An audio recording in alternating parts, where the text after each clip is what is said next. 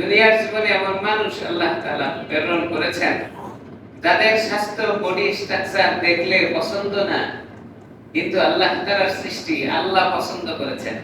হযরতে লুকমানের আলোচনা আমরা দীর্ঘ সময় শুনেছি। যিনি ছিলেন কৃতদাস। কৃতদাস মানে গোলাম, চাকর।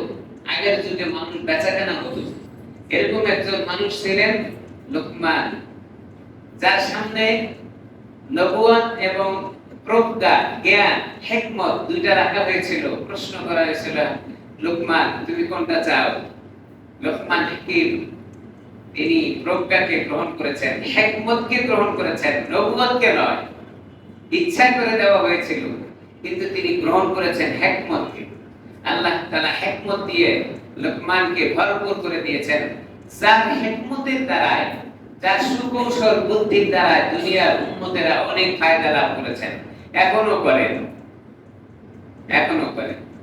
আমার বয়ান, আমার আলোচনা চলতে থাকবে।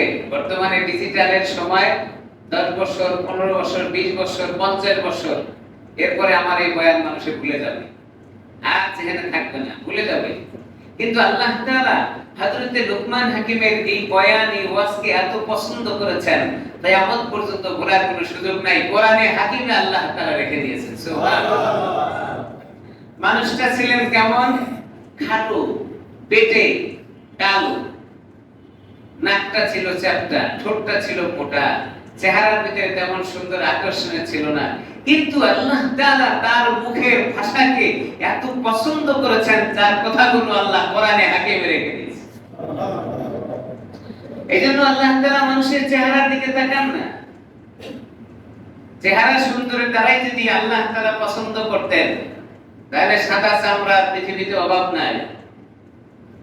চেহারা সুন্দরের দিকে যদি আল্লাহ তাআলা তাকাতেন, তাইলে হযরতে বেলালে হাবশীকে আল্লাহ তাআলার হাবিবের কাছের মানুষ হিসাবে কবুল করতেন না।